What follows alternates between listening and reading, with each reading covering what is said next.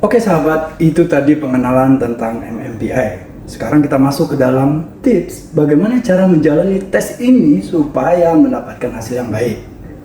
Pertama, pastikan kondisi fisik dalam keadaan fresh, sehat, dan tentunya sudah sarapan.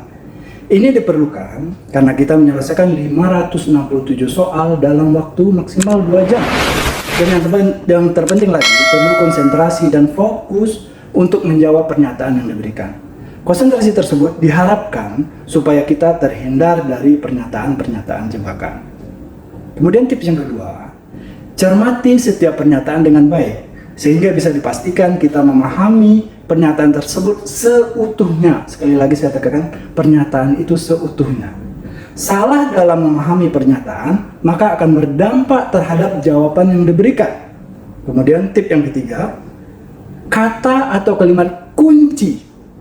Kata atau kalimat kunci pada setiap pernyataan mempunyai peranan penting seperti kata, terkadang, jarang-jarang, ada kalanya, tidak pernah, selalu, dan lain sebagainya. Ini perlu perhatian khusus bagi teman-teman semua. Nanti kita lihat di contoh soal. Kemudian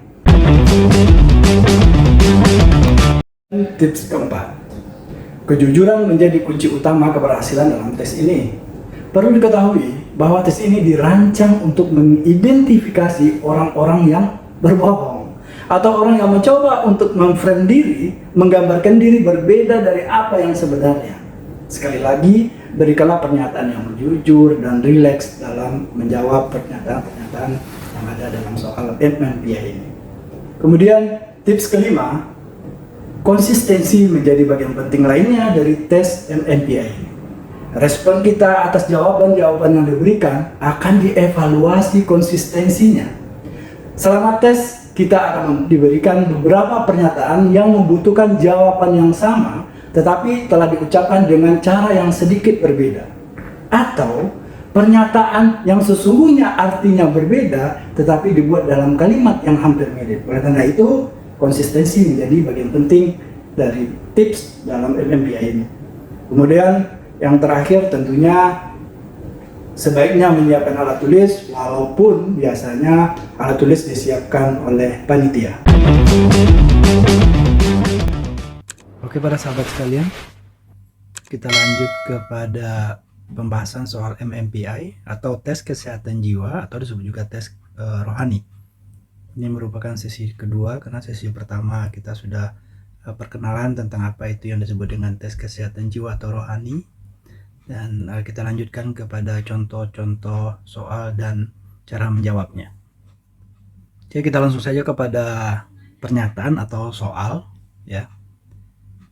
Yang pertama adalah aku sering merasa seolah-olah ada yang menyumbat dalam leherku. Mari kita lihat.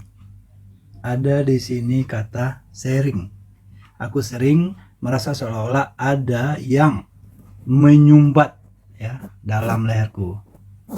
Di sini ada seolah-olah ya, seolah-olah ini dia merasa, itu bisa iya atau enggak, yang mengganggu di lehernya ya. Jadi ada 3 di sini.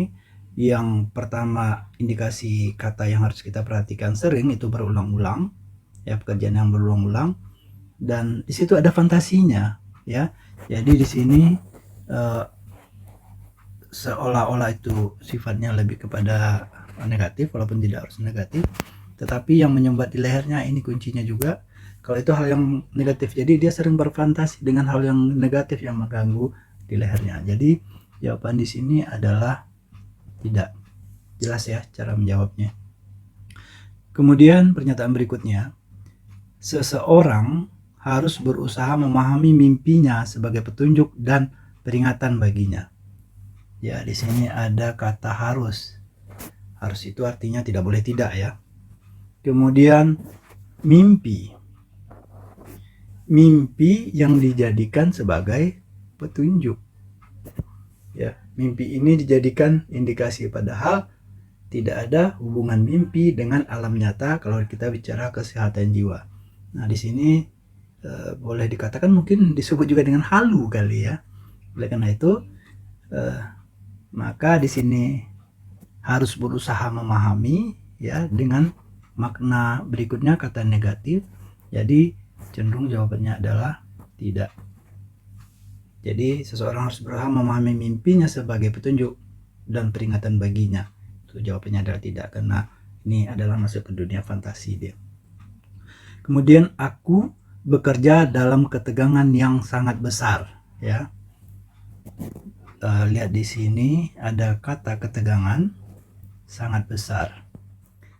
Oke, kita lanjut kepada pernyataan atau pertanyaan berikutnya.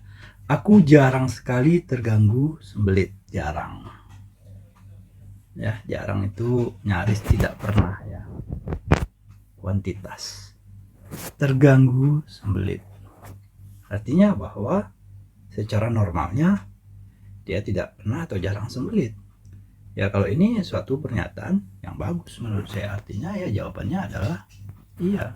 Walaupun ini jawabannya di sini ada terganggu sembelit, itu kan kita kategorikan negatif atau sakit atau penyakit, tetapi ada di sini jarang sekali, artinya nyaris tidak pernah. Nah, makanya kategorinya ya. Kalau misalnya pertanyaannya aku sering terganggu sembelit, maka jawabannya adalah tidak. Ya. Jadi ada dua kunci di sini, jawab jarang sekali dan sembelit. Oke, masuk kepada pernyataan berikutnya. Kehidupan seksku cukup memuaskan. Ya, ini masalah seks, kemudian cukup memuaskan. Memuaskan hal yang positif. Cukup artinya terpenuhi, ya. Kalau ini terpenuhi dan memuaskan, maka tentu jawabnya adalah iya.